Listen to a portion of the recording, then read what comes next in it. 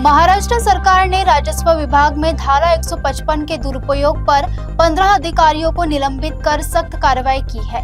मंत्री चंद्रशेखर बावनकुले ने कहा कि दोषियों पर एफआईआर होगी, किसानों के हितों की रक्षा की जाएगी और विकास कार्यों के लिए निवेश की नीति जारी रहेगी।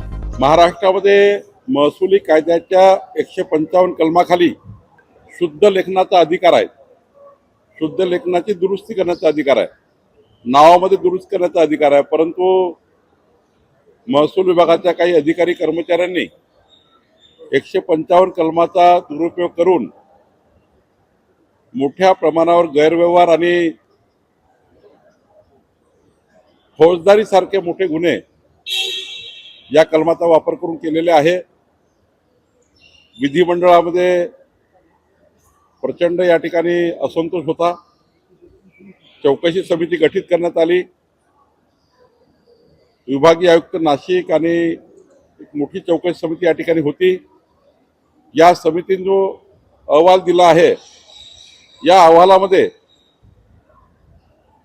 जवळपास अति गंभीर प्रकरण जे निघालेत, ज्यामध्ये केवळ आता निलंबित आम्ही केलेला आहे, पण समितीचा रिपोर्टर गुन्हे दाखल करण्याचा आहे। आम्ही आता कायदे लॉ ज्युडिशियरला सांगितलं आहे की याच्यामध्ये सर्व तपासून बघा, पण एक गंभीर गुन्हा केलेला आहे। आणि त्या गंभीर गुन्ह्यामध्ये ज्यामध्ये अनेक शेतकऱ्याच्या प्रॉपर्टीज या बिल्डरच्या नावाने करणे, चुकीच्या पद्धतीने फेरफार करणे, त्यामुळे हे निलंबन झालं आहे। कोकणामध्ये 70B मध्ये अशीच परिस्थिती झाली आहे। 70B या कलमाचा दुरुपयोग केला गेला, काही ठिकाणी 85 या कलमाचा दुरुपयोग केला गेला। आणि त्यामुळं खरं तर हे निलंबन ही प्रायमरी आता कारवाई आहे।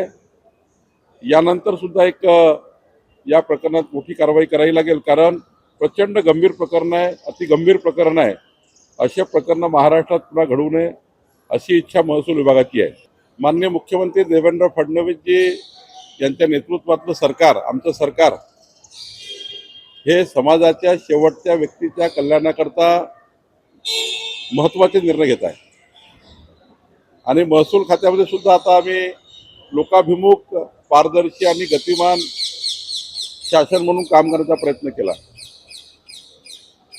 आता आपण हा निर्णय करतो आहे की माननीय मुख्यमंत्री देवेंद्र फडणवीसजी यांच्या जन्मदिवसानिमित्त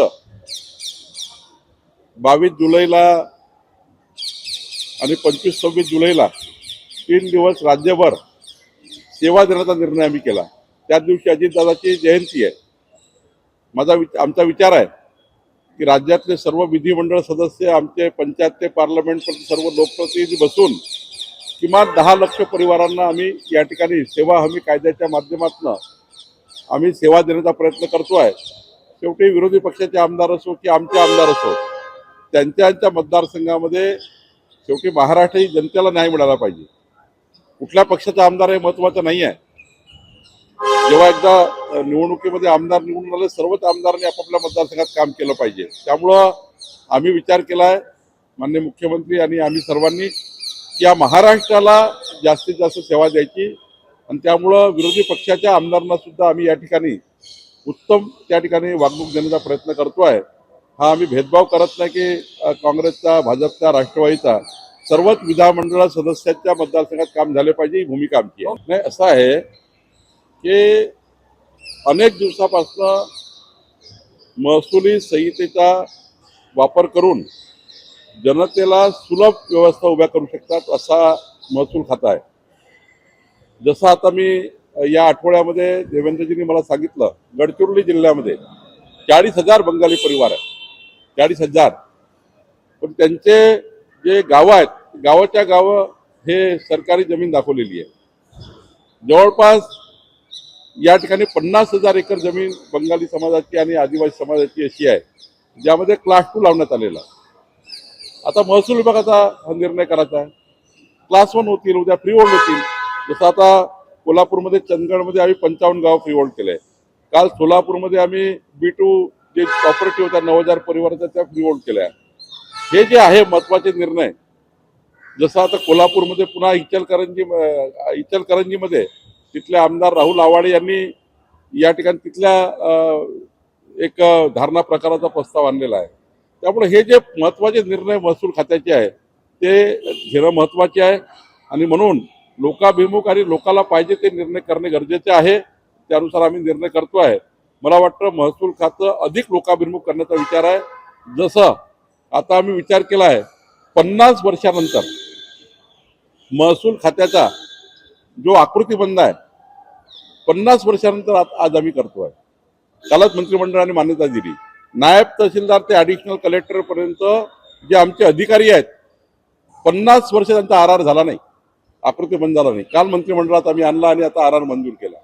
तर एक कर्मचाऱ्याची मदत आपण करतोय, कर्मचाऱ्याला न्याय म्हणून देतोय. असं नाही का आम्ही सस्पेंड करतोय नुसतं. 50 वर्ष कर्मचाऱ्याचे प्रश्न संपले नाही, प्रमोशन नाही, पोस्टिंग नाही, याचा सारा निर्णय आम्ही करतोय. चांगल्या उत्तम काम करणाऱ्या अधिकाऱ्यांना आमचं संरक्षण आहे. उत्तम काम करणाऱ्या अधिकाऱ्यांना आम्ही प्रचंड मजबूत करतोय, त्यांना चांगला पोस्टिंग देतोय, प्रमोशन करतोय आणि आता आर झाला आहे. म्हणजे महसुली कर्मचाऱ्याच्या अधिकाऱ्यांच्या जीवनातला सर्वात मोठा हा या ठिकाणी आर जो असतो त्यांचा आकृतीबंध असतो तो मंजूर होणे 50 वर्ष झाला नव्हता, झालेला आहे.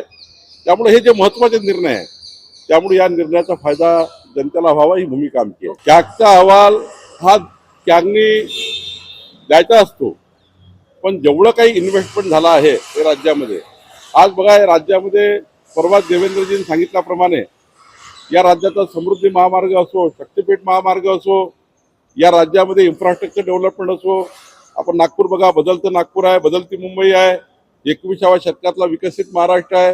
हे जे इन्व्हेस्टमेंट आहे हे इन्व्हेस्टमेंट म्हणजे पुढचं फ्युचर आहे.